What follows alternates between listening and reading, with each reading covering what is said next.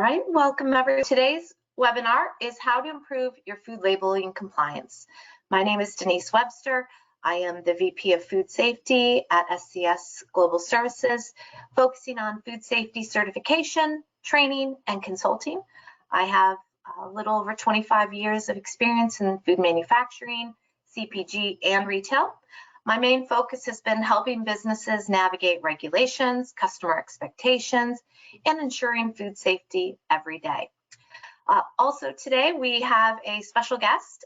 We have partnered with Ashberry Labeling for this webinar. And so I'd like to introduce you to Nicole. Nicole? Hi, everyone. Thanks for having me here today, Denise. It's great to participate. My name is Nicole Turner-Ravana, and I'm with Ashberry. I'm one of their regulatory affairs advisors. I've been working in the regulatory food world for about 22 years, so focused on the United States and probably every kind of food category or drink category that you can think of. I've worked on it, and I've been with Ashberry for 9 years now, so it's been great to help them with their US-based business. Well, welcome, Nicole, and thank you for participating and helping us navigate the complex journey of regulatory labeling. All right, so just for some of you, I know you perhaps are new to SCS and Ashberry, so we'll just give you guys a few slides about what we do in order to be able to make sure you guys know who we are. So at SCS, international leader in third-party food safety, environmental sustainability certifications. We also have a standards development organization and a register for carbon emissions. And we specialize in training, life cycle assessment, as well as strategic consulting. I represent the food and ag side of the business, where we do have a large range of food safety third-party audits, from BRC to SQF to those agricultural global gap and Primus, as well as our sustainability certifications for both the products and the actual farms. Lastly, as I mentioned, we do have training, consulting, as well as many of those third-party certifications, non-GMO project verified, organic. We are a provider of those services. Nicole, I'll pass it off to you to introduce Ashberry. Sure, yeah. Ashberry was founded in 2002, so they've been in business over 20 years now. I'm here representing their US business, but they are an international company. They work with 80 countries all around the world, so a wide variety of experts who are specifically matched to those countries' needs. We have over 500 clients and can help people in 35 different languages. In that 20-year history, we've reviewed over 200,000 products and have never had a labeling recall issue. So Ashberry is really your trusted regulatory technical expert that can assist you with all your different business needs. Some specific details about our services. You might be interested in regulatory consultancy. So this could be if you just have general questions that you need some help with specific to that market, maybe looking at a recipe or a product formulation, just trying to see if it's going to be compliant in your market. Then we can provide more technical services, such as providing pack copy for your labels or creating specifications for you. We review international compliance issues. So if you want to have your label artwork reviewed or revised and get just that regulatory oversight, we can provide that as well. And then we also work in compliance training, so helping to provide different resources for companies based on their needs.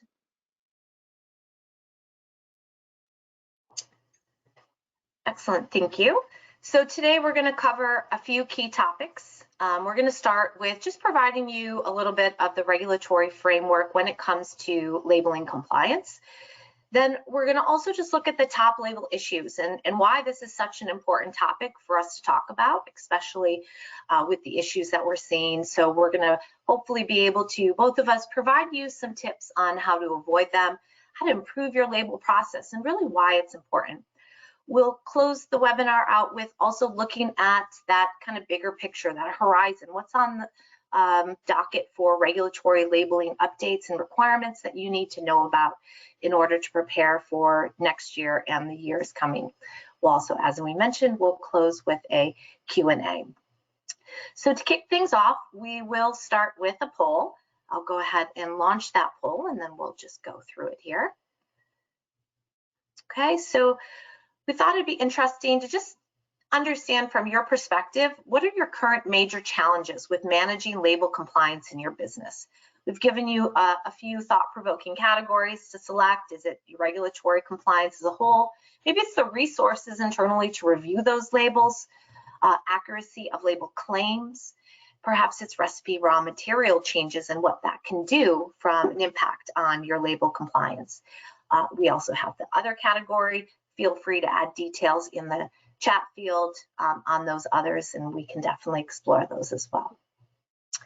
Give you guys about another 20 seconds or so to get your answers in, and then we will share those.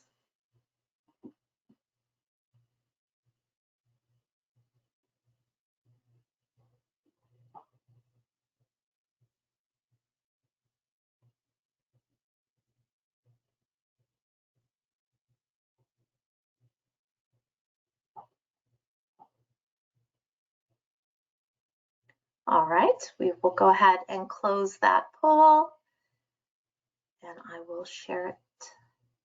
Okay.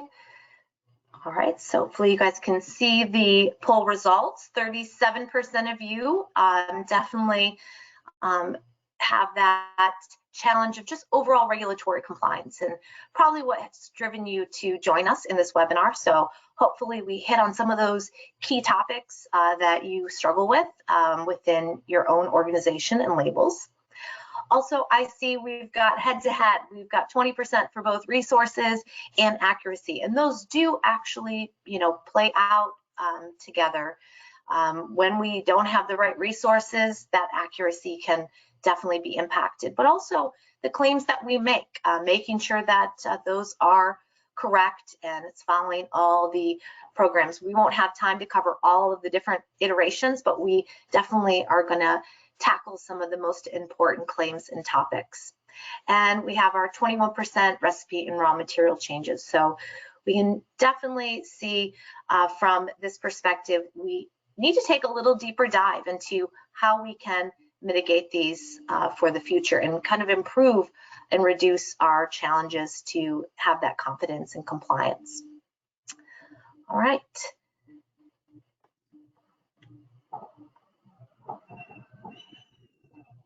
Let me hide that. All right, there we go. So with our regulatory framework, as I mentioned, we'll start with just taking a look at who's who when it comes to looking at your labels and verifying whether or not it is indeed accurate. We've got, of course, the FDA. They govern most of the food, beverages, including alcohol under 7%, infant formula, dietary supplements, cosmetics, and drug labeling. We also have the USDA FSIS, which governs meat and poultry, 2% or more of cooked meat and 3% or more of raw. Everything else below that would fall under FDA. Although FDA also manages most of the seafood, USDA does have oversight over the farmed catfish sector and eggs. So that covers pretty much all of them, and those are the two that we think about. But there are two that sometimes we don't think about that do have an impact on our labels. One is the Federal Trade Commission, or FTC.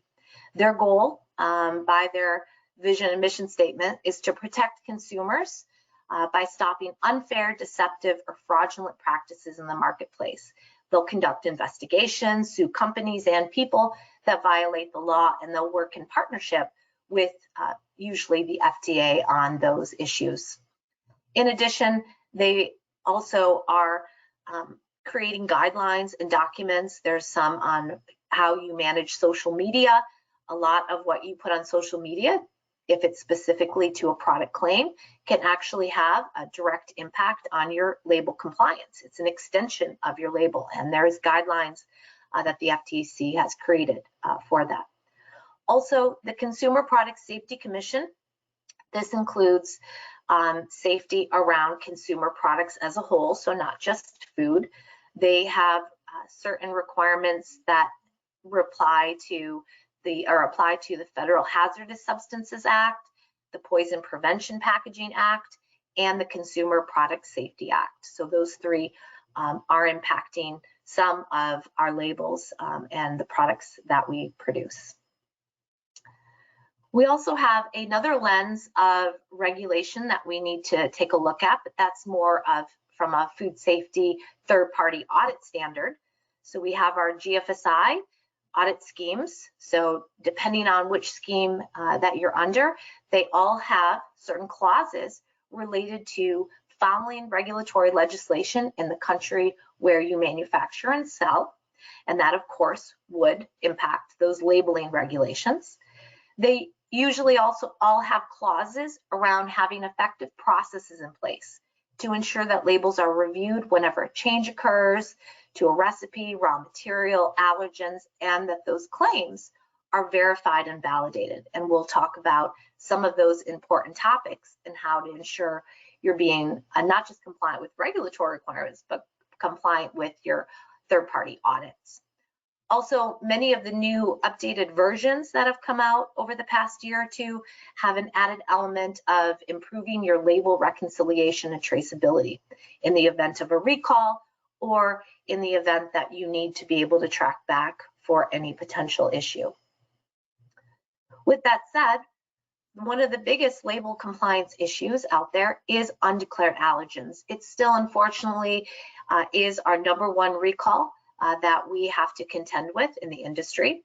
We, of course, as a second piece, we've got the Listeria and Salmonella and pathogens, but allergens are still, from a quantity perspective, leading the charge, and we need to be able to continue the pursuit to build in better processes. And we'll talk about some tips on how you might be able to do that. When we did the math for 2023 so far, we've got 170 out of 480 are allergen label issues. So when we look at the risk of getting labels wrong, really, what is that risk? Is it low, medium, high? Well, ultimately, both the FDA and the USDA have that foundation that the label and the product must be truthful and not misleading. And if there is an issue, they have a couple different levers that they can pull. One is they can issue you a warning letter, and that typically is around misbranding due to false or misleading claims. There's a lot of things on the label that you might not get perfect as it's written in the regulation, although there are some key areas that we do want to focus on are in terms beyond just claims, but the claims seem to be the biggest issuance of warning letters. As well as just inaccurate images or what we call deceptive labels. That's when sometimes the FTC can also get involved when there is potential litigation that might go around it. Further, not only regulatory litigation, but just general, we're a direct liability or strict liability country, and so litigation can be driven by competition, consumer advocacy groups, class action lawsuits, and just understanding that we have those consumer protection laws that allow them the opportunity to sue anybody at any time. Also, our undefined labeling statements. We do have that risk where we're making certain claims that can result in litigation or in inaccuracies because we don't have a set regulatory definition. We've seen in the past a lot on the 100% natural, GMO, and more in the guise of expanding our desire to want to communicate good things about the label. We can actually end up in that more medium to high risk of certain statements. That also falls into our new claims around product innovation. More than ever, we're launching innovative products that are really putting pressure on the regulations not keeping up to date with those. One of those is our plant-based category. Specifically, at least in this, FDA has issued a guidance document on how to potentially declare these milk-based alternatives, although this is still not regulation yet. We'll touch upon that later on in this webinar. So now I'll go ahead and turn it over to Nicole so she can kind of talk through the label compliance components. Yeah, thanks, Denise. So these are the main categories of things you'll want to be thinking about to make sure your US label is compliant. And we have two main categories if you think of it as like the front and the back of the packaging. So your front is called the PDP, or the principal display panel. That's like the front part that's facing you on the shelf or facing the consumer when you first look at the product. So the things you want to make sure you always have on that front panel is your statement of identity. That's kind of your name, but also specifically saying exactly what this food product is. You'll want your net weight, and then also any claim or flavor disclosures. So that's going to be the place where you'll see all of these elements. And we'll talk about each of these categories in more depth. Your second place where you find label information is on your information panel. So we'll look at exactly where that should fall, but the main components that are falling here are kind of like your really detailed information, your nutrition information, where you have your serving size disclosed, your ingredients, all of those FALCPA allergens. So those are the US allergens that are recognized that have to be declared on every label. And then also your business line or your address statement. Those things would all fall together on the information panel.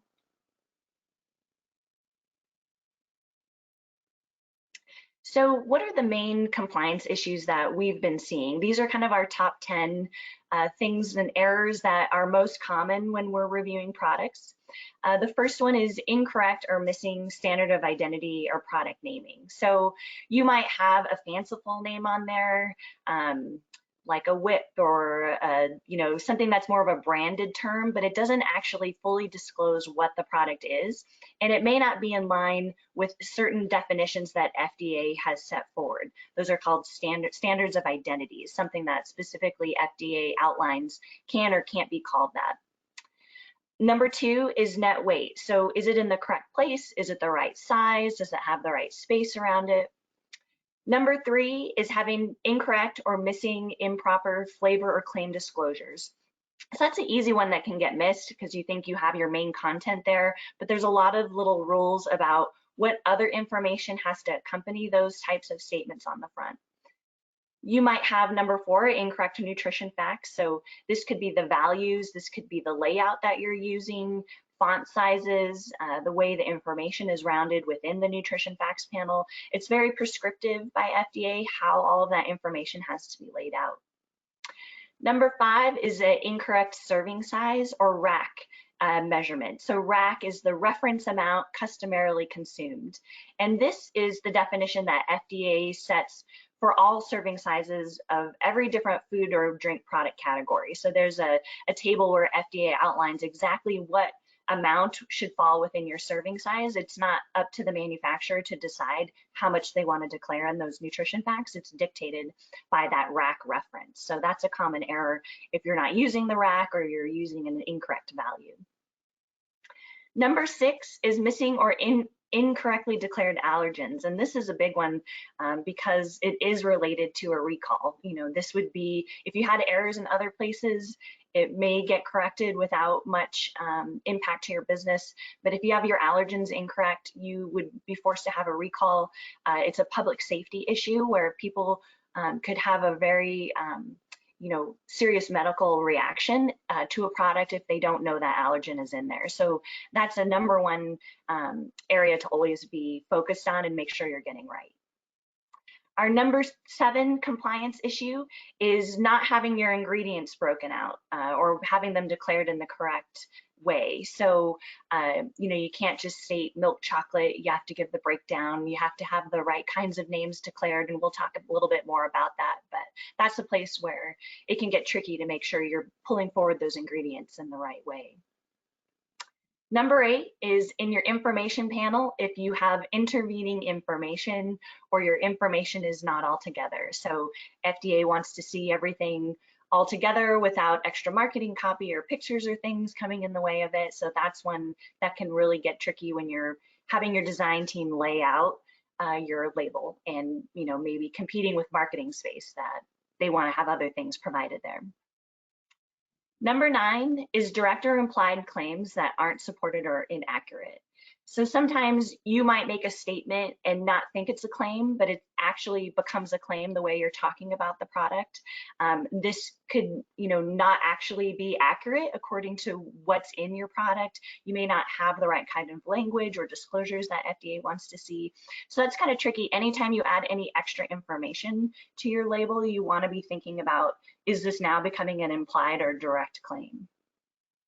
And our number 10 compliance issue is a missing %DV for protein claims and not using a PDCAAS calculation. And we'll talk a little bit more about that later, but protein claims or calling out your grams of protein on the front has become very common, but that does dictate then other requirements that come along with it.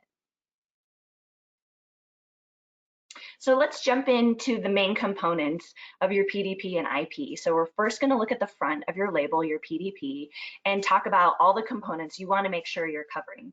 So the first one is your product name.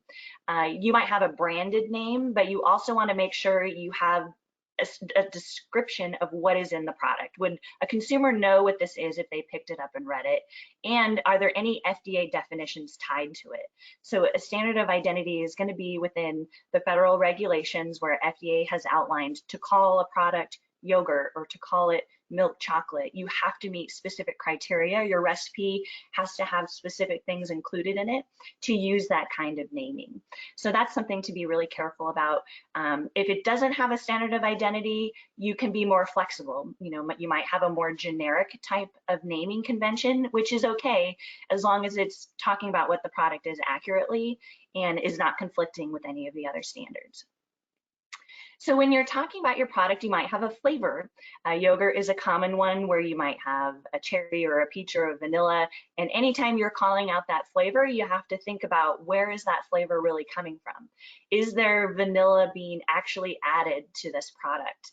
Also, is your image on the front of the package implying a flavor that is there or not there? So all of these things, the design, the way you're talking about the product might dictate a disclosure that says there is added flavor in here that's giving this vanilla flavor. It's not actually vanilla. So making sure you're being truthful, not misleading with the images, and then accurate with your flavor disclosures so that you're fairly representing your product in line with FDA's definitions. You might have a claim on the front of pack. So here we see a 20-gram protein claim, and you'd want to think about, okay, well, are there any disclosures? Does that match what's in my nutrition facts? Have I accurately declared anything else that's related to the product? Thinking about there's different nutrient disclosures or other claim type disclosures that FDA dictates. So anytime you add anything extra to the front, you need to start thinking through that process of what else might be triggered by that language. And finally, we have our net weight. And I like that we've listed the net weight on the bottom because I always think of it on the bottom. It has to fall on that bottom part of the panel. And we'll look at the formatting in our next slide here. But as you look at your PDP, you just want to think through, am I meeting a standard of identity? Do I have the correct product identity declared? Do I have any images or flavor callouts that I need to disclose? Are there any claims here that are going to make this more sensitive or trigger other kinds of labeling requirements? And then is my net weight there? Is it accurate? Is it clear? Is it have all the different formatting requirements present? And that's going to be what your front panel will look like.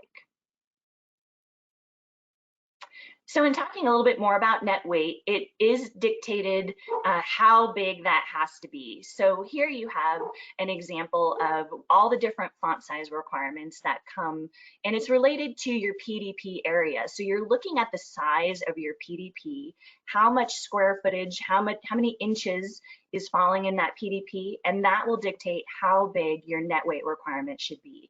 Here you see it in inches and millimeters. So you want to make sure you're thinking about the overall PDP in relation to your net weight size. They are tied hand in hand.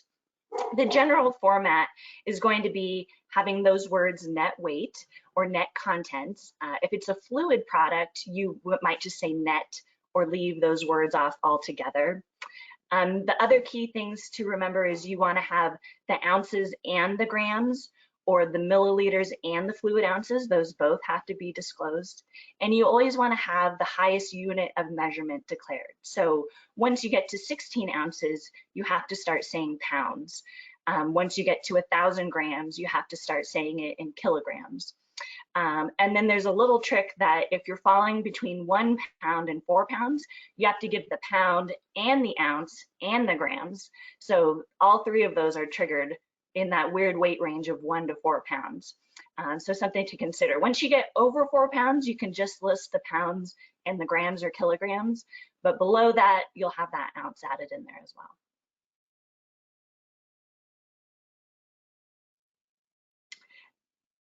So next we're going to look at our information panel. So this is going to be where a lot of the meaty information is going to come in for your label. And you want to think about where this information panel is falling. The key thing is to never ever put it on the bottom. We see that sometimes because it is allowed in other countries, but in the US, you never want to put it on the bottom of your packaging. FDA thinks that that's not naturally visible. Someone may not look for the information there. So you want to think of it as to the immediate right of your main front panel. And I always think of it when I'm trying to visualize it, if you're holding up your product in front of you and you're turning it to the left, what's that next panel that you're going to see? So it's what information is falling just to the right of your front panel. And if that side panel is really skinny and it can't fit all the information, then you just move it to the next right panel, which might be the back of your packaging.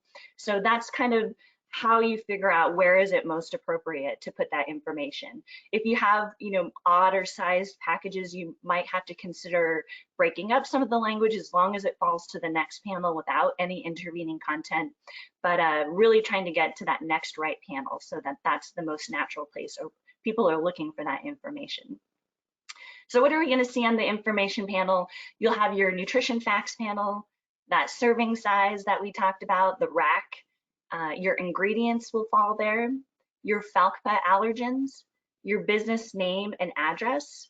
And on that address, you always want to qualify it with who is the business. So is it the manufacturer?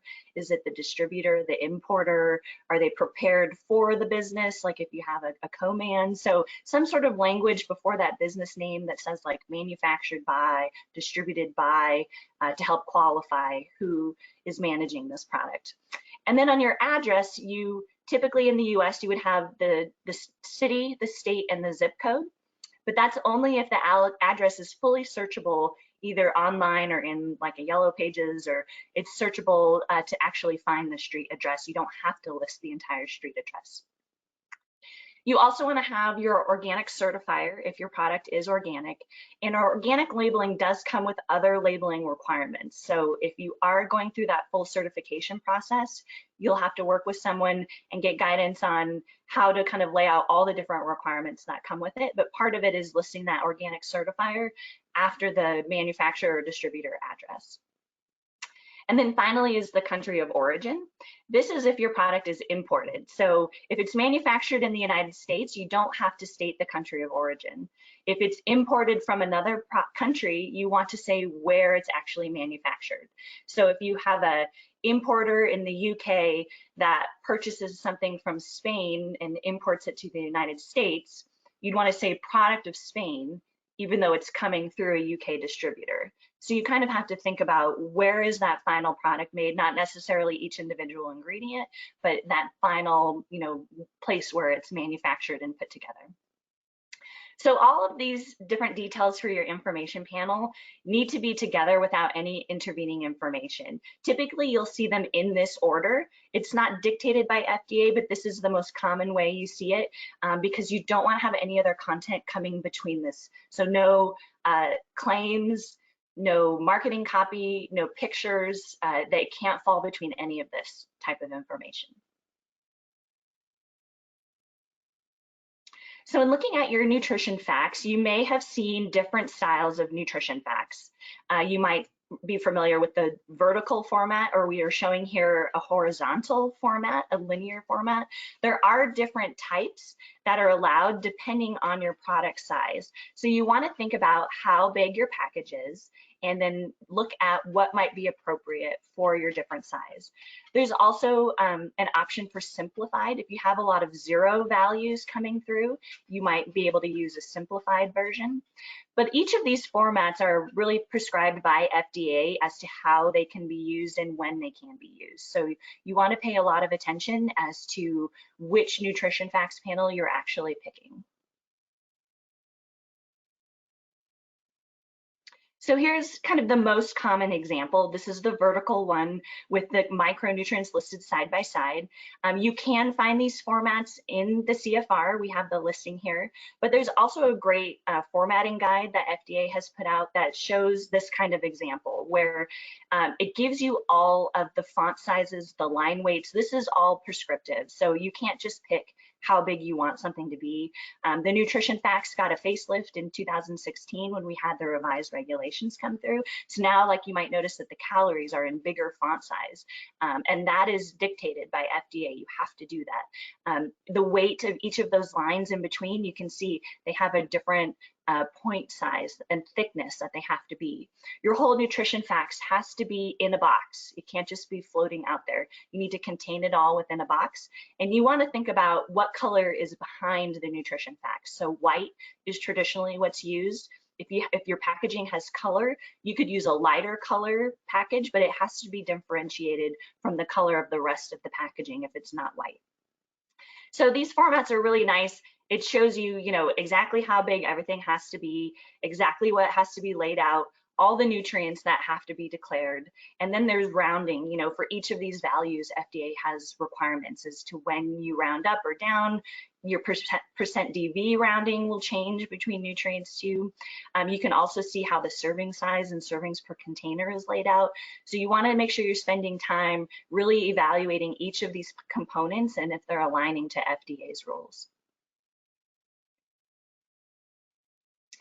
Here are some of the other examples of nutrition facts. You can have a dual column, and we even have a multi column here, the one with the 3 columns.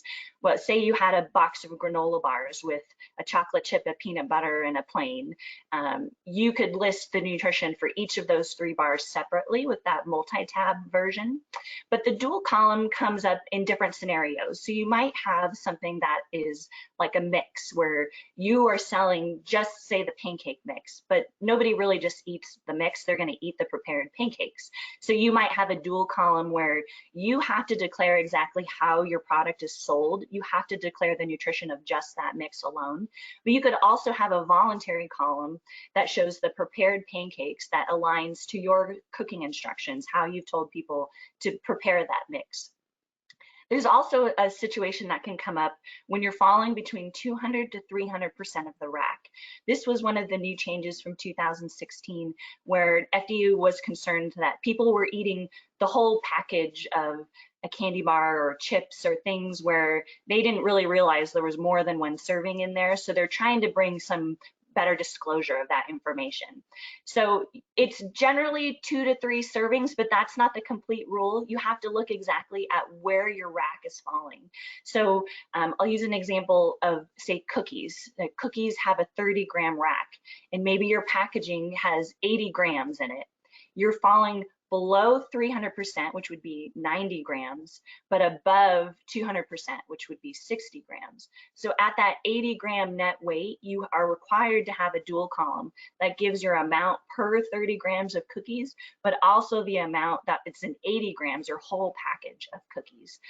So that you'll see the per serving and the per container values having to be declared there at the same time. Next, you'll see our ingredients. And as I mentioned before, the ingredients are dictated to. You don't have the flexibility to just declare them however you want. You have to think about how FDA is expecting to see them. And the first piece is to say ingredients before your ingredient statement. So it's typically bolded to offset it from the rest of your ingredients. And then you want to think about, do any of your ingredients have a standard of identity declared within them? So if you're using whole milk or a milk chocolate or something that is standardized naming from FDA, you have to carry forward that standardized naming into your ingredient statement. A lot of things don't have standardized names. So if you had black beans or lettuce, you would just declare it as the common and usual name. And you can't get super fancy. You can't say like extra fine, super healthy black beans. FDA does not want to see any unnecessary descriptors coming in your ingredient statement. So you really just have to use, straightforward, what is your supplier calling it? There's, sometimes some little nuances of flexibility, but for the most part, just what's that straight ingredient naming. And then you would also have to include any sub-ingredients. So say you were, selling a salad kit and you had a salad dressing coming in. You can't just say dressing. You would have to say salad dressing, oil, vinegar, flavoring, spices, things like that. All of that disclosed within the ingredients as well. And FDA does allow some things like spice is a good example of where if you had, say, black pepper, basil, oregano, all coming in together, FDA will allow you to just call that spice. But that's kind of a unique situation.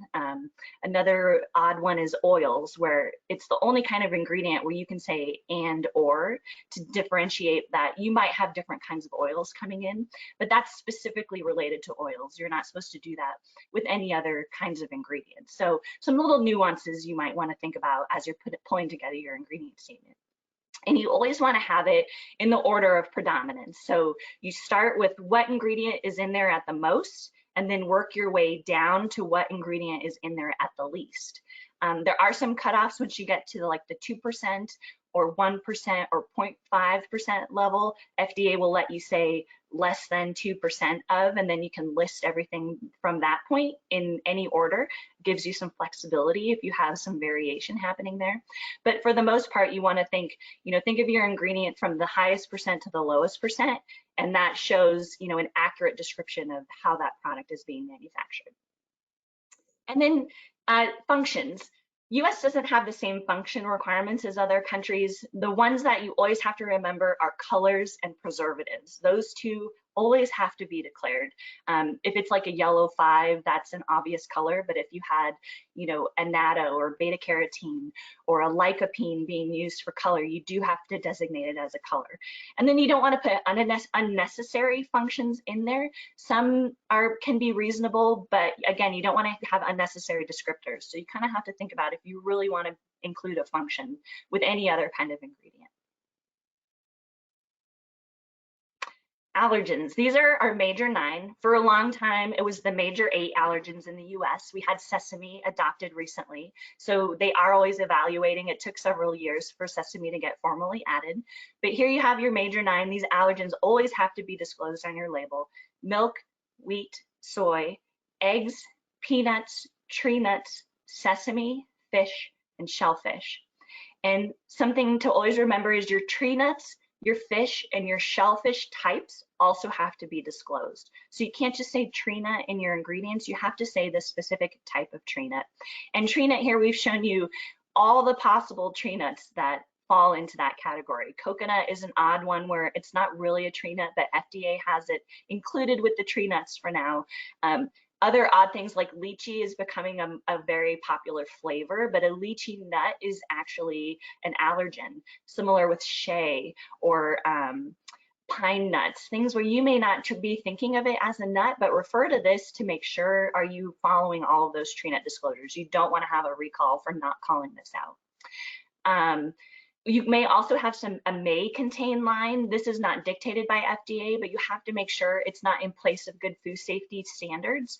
So you really have to evaluate if there's a true risk to have a may contain line. You can have these disclosed within your ingredients. You can use a contains line for your allergens after. You can use both. You have to have at least one or the other, and if you have both, they have to match. All of those things, if you have any errors, can trigger a recall. So be very careful with your allergens of always making sure this is top priority with your labeling accuracy. And then finally, we just wanted to mention a few things about claims. There are different kinds of claims out there. The straightforward one is a nutrient content claim. These are dictated by FDA regulation. Excellent source, good source. There's different synonyms that FDA allows for these, but you have to have a certain amount of those nutrients to qualify at that level to call that out. So if you only had 4% of vitamin C, you wouldn't want to say good source of vitamin C. That would not match the requirements. Even words like low, less, reduced, all of those types of words are dictated by FDA. You might have a protein statement or claim. So if you call out, we had that example earlier of the protein grams on the front of the yogurt, that triggers your percent DV added. So we have an example here where you can see the 10 grams of protein with 15% DV. And that's not just a straight calculation of 10 grams over the reference of 50 grams. You have to use a PD-CAS calculation. So with protein, not all proteins are created equal. They have different digestibility, different quality levels. So you have to evaluate the quality of the protein and the kinds of proteins to accurately reflect that percent DV according to the FDA rules. Then we have our structure function claims. These are things like calcium helps with strong bones, things like that, where you're associating a certain type of experience with a nutrient. So some of these are qualified or unqualified. How you treat them is a little different between supplements and food. So you want to be careful anytime you're making statements related to how this food impacts your health or your body. You have to be really careful thinking about how is this changing your claim requirement. Health claims are a whole nother ballgame where they're very prescribed by FDA. So always be aware of any kind of qualifiers, disclosures. We have an example here too, immunity. Saying a statement that is implying a claim can also be triggering other kinds of qualifiers and things where all of a sudden now you are saying something that's putting you at greater risk. So always going back to those FDA rules, what are the disclosures? What is any other kind of required language that goes around with all of these different claims to make sure you're not putting yourself at risk or opening yourself up to FDA scrutiny or competitor scrutiny because you don't have the right information there. Thanks, Nicole. And I even found recently, for example, like coconut sugar, that's derived from the nectar, right? So it actually isn't qualified as having to list as a coconut allergen, but there's a lot of different processing that happens even with the oils that would render it possibly not having to be declared, but you have to get the necessary documents, right, to back that up. Excellent. So thank you, Nicole. We'll launch our next poll. Let's go ahead and do that. So we thought, what if you could improve anything about your label compliance? What would it be? We have given you some options here. Would it be having more management and marketing support, especially when you're pushing back on some of the things that they want to do? Perhaps it's process improvements within your own facility. Also improved team training, or maybe really reaching out and obtaining external resources, something that you're interested in improving. Maybe there's something we haven't thought about. Again, please feel free to pop those in the chat field, the others, if you choose that. Give you guys 30, 40 seconds here to get your answers in.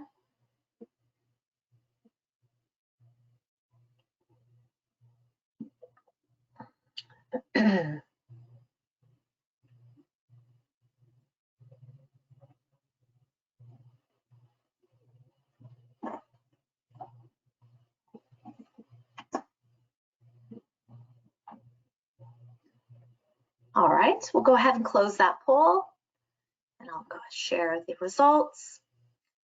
All right, so leading the pack is improved team training.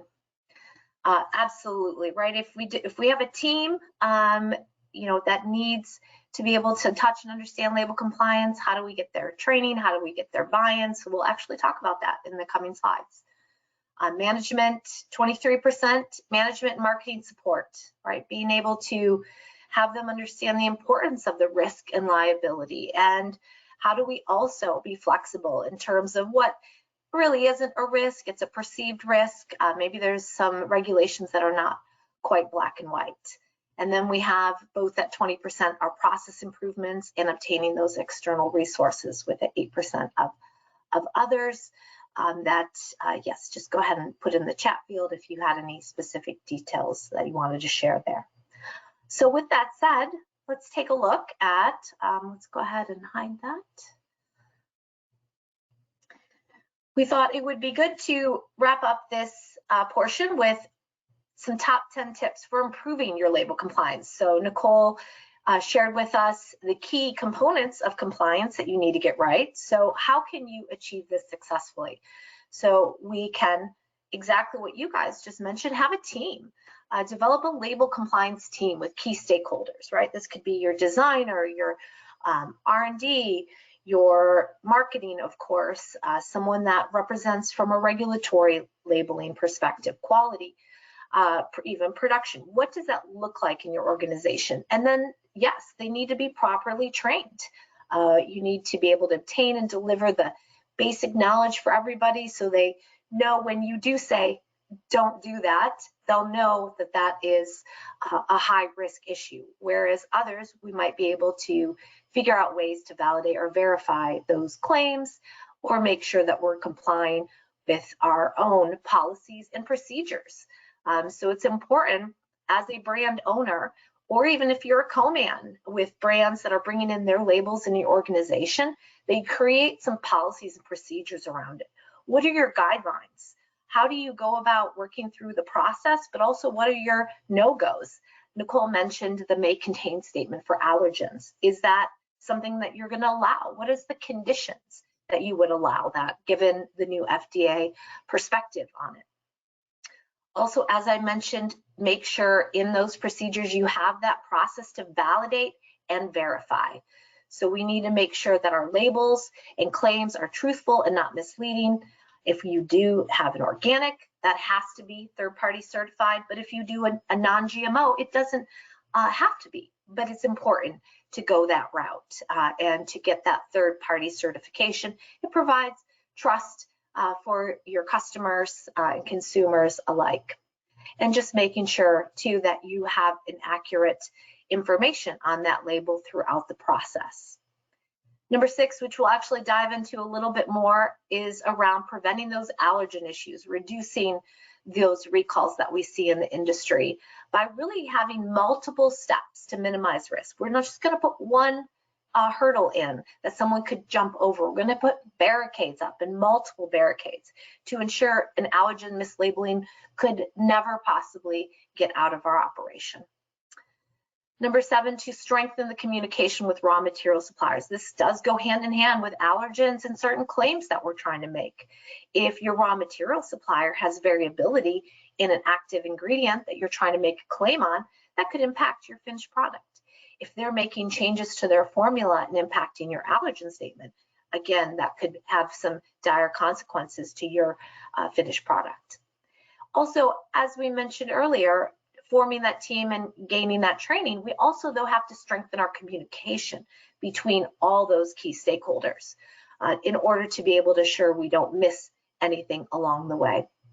Number 9 is conducting those mock recall and traceability exercises. We never want it to happen, but when it does happen, if we have those drills in place and we're confident in our processes, we'll be able to minimize the time it takes for us to gather the information and hopefully mitigate any exposure that could be broader if we didn't have those procedures in place.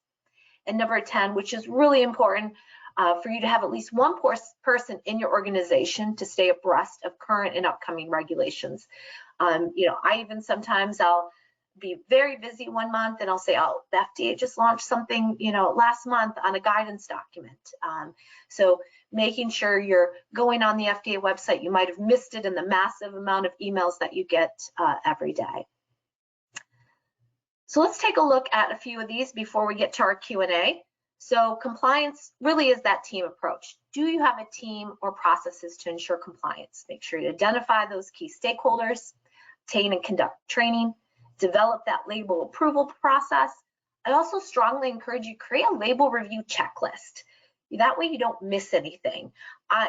Myself as well as Nicole, we review labels all the time and we can miss things. So that's why when you have a checklist and you have those policies and procedures, you're less likely to have issues. Also making sure to, with that team, discuss the requirements, discuss the risk of certain layouts and claims and imagery. This is a battle that, we've had many times with marketing.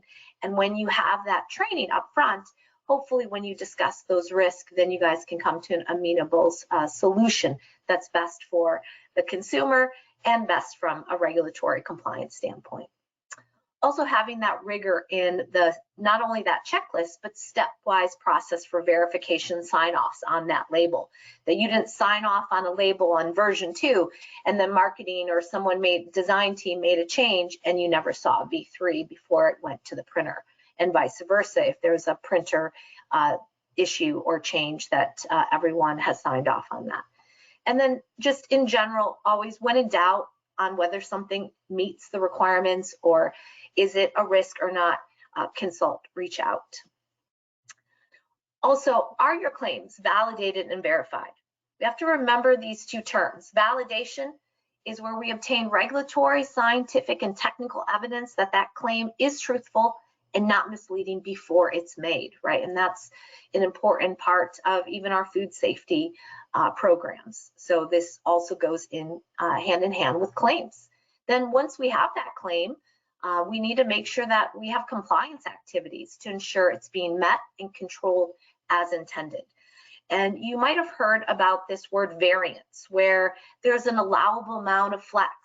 Say we're making an excellent source in vitamin C claim, and we need to be 20% or more for that claim. Well, that does constitute a class 1, where we need to make sure that if we're adding that vitamin C to the food, that it needs to meet that 20 grams or more that you've stated on the label. We need to make sure that variability in our own processes and our raw material inputs and our raw material suppliers, we can meet that class 1 nutrient claim. Now, maybe there's a claim and it's just naturally occurring in the product, something like a macadamia nut that's high in monounsaturated fats. Then this is where you might have heard of this unwritten rule of your nutrition can vary 20%. Well, it comes from this class 2 nutrient guidelines. And it says, yes, they understand that based on seasonality, based on ingredients, there can be some variance, and there is that allowable for those naturally occurring components. And then class 3 is if we're making a claim and it happens to be a negative nutrient where we're saying it doesn't have X amount of fat or sodium, then we have to make sure that we're at least 120% or less to meet that class 2 claim. If you want more information, I did provide you the direct link here that you can pick up off this slide when we send it out to you guys later. Also, we would be remiss if we didn't spend a few minutes on allergens, right? Does your process ensure the success or potential for errors are mitigated? So we want to have labels that are checked upon receipt, verified to be accurate, dedicated with the segregation of labels of most concern, and only authorized personnel able to access those labels and control those versions. Full label reconciliation for issuance, usage, and return, right? Do we know how much labels went out to the line? Do we know what we used and what was brought back into our operation? It's fully segregated and controlled. And for my FDA facilities on this webinar, remember the allergen preventive control is part of our HACCP food safety plans now. So we need to have those PC components, and maybe we might have to have multiple components, qualified, trained individuals, records, and label retention to show and go back if needed. Also, the use of technology. Many high-speed lines now are installing barcode scanners. So it's one checkpoint. It's not your only checkpoint. We want to build multiple barricades, not just one. But technology is something we definitely can use to start reducing that allergen issue. And then just overall strengthen our communication. We talk about creating a food safety culture. Well, we need to also create that culture around label compliance and be able to also understand the potential and level of risk in getting inaccurate or mislabeling claims or statements, and that allergens and claims are our biggest risk when it comes to litigation, regulation, impact, and just consumer brand trust. And just be vigilant in our communication, challenging our system, and having that continuous improvement mindset, really creating a proactive and risk-aware team. So lastly, what is on the horizon? the future of food labeling, it's going to continue to get more complicated. We're going to have more guidelines and regulations that we're going to have to navigate. Just recently, the FDA has launched their nutrition initiatives to reduce sodium across the food supply chain, also to reduce added sugar. These are going to result in additional guidance documents, regulations, and pressure on the industry to do more. We also have a lot of new standards of identity that Nicole talked about. We've got the new yogurt one and the commitment by FDA to continue to enhance and refresh essentially what are very old legislation and not keeping up with the novel technology, the advancement that consumers want to see in the different food categories. Also, California, they've banned the first state to ban 4 harmful chemicals in food. This is going to, get more complicated as we have state by state legislation that we're going to have to keep up on. Also, additional allergens. With the FDA's launch of Sesame through the FASTER Act, one of the components of that act said that they had to come back to Congress with any other allergens that potentially we needed to add to that list. So we could end up having more than the top 9 in the future. And just some others, I wish we had more time to talk about them, but Prop 65 litigation, and if you've recently seen FDA recall the heavy metal issue in baby food, so the chemical components that are being put in food are definitely going to be of risk, and that reformulation, right? That's going to impact our nutrition label, our ingredient label, as well as we have potential enforcement of some of these regulations like USDA bioengineered statements that have been issued. We've been complying, but there hasn't been really any action yet. So we're still waiting to see what might come of that. And then just emphasis on, we're always looking for ways to be competitive, to offer more value to consumers. And if you are making those claims, consider, third-party certification. Nicole, is there anything else you wanted to add on what do you guys see at Ashbury in terms of the future of food labeling? Yeah, I think the health components of food is just still going to be really popular. FDA is working on a new definition of healthy. So people are trying to navigate, like, how do I meet the current definition? And there's even some allowance for different higher fat products. And then how do I think about this new definition? And how is that going to change all my labels once that's finalized? So I think we'll just see more involvement with FDA around things like natural, healthy, and continuing to evaluate those nutrient claims. Excellent. And we do have time, just a few minutes here, since we started a couple minutes past the hour. In terms of shea nuts, we have a question here, being a major tree nut allergen, should it be listed as shea butter in the Ingredient Act to achieve compliance? How is that to be listed? Yeah, with oils and fats, you want to think about if it's highly refined. So the research I've seen talks about you can only really use shea in products when it is highly refined, especially if you see it like in a confection or something like that. So oils that are highly refined, bleached, deodorized do not have to be treated as an allergen, but you want to have supplier verification. If you don't, then I would carry forward the shea nut probably to your Contains line. It's going to depend on your specific ingredient, how it's being used, and it's how refined it is. Excellent. And we do have another question here, and I'll pick up this one, which is, what about that made in a facility may contain statement? So for those of you that don't know, FDA did just launch another update on their allergen guidance document specific to those individuals that are adding sesame in lieu of, putting the appropriate preventive controls, sanitation, segregation, separation, dedicated lines in place. So FDA is definitely, as an industry, slapping our hands right now, but we need to get better at that. And we're moving away from the made in a facility statements because it is expected that we're doing everything in our power to reduce that potential allergen cross contact. But at the end of the day, if you can't mitigate it and there's still that risk to consumer, it is in your best interest from a consumer standpoint to use the may contain. And that's Is that the same advice that you're giving, Nicole, to your clients? Right, yeah, it can't be used in place of good allergen control. It really has to be, something beyond good practices, good sanitation practices that is preventing you from a zero risk of cross contact. So don't just use it as a safety net. You really need to evaluate your manufacturing facility.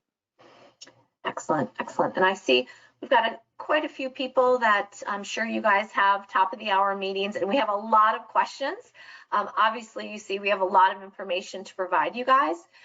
So you will get a copy of this webinar. And also, we will take a look, both Nicole and I will look at your questions, and we'll put that in a Word document, and we'll respond to all of your questions and attach that as part of that that webinar that you can play back again for yourself or for others. We also just have up here our contact information, and if this really has left you wanting more details, we do have an upcoming course, food label compliance. Also, we have this offered for 2024, so check out our website in order to get more information on that. And we will open our poll here at the close. Love your feedback, and thank you guys all for so many questions. We will definitely respond to those in the email. All right. Well, thank you everyone for joining us today. Thanks so much. Thanks, Nicole. You're welcome. Thanks for having me.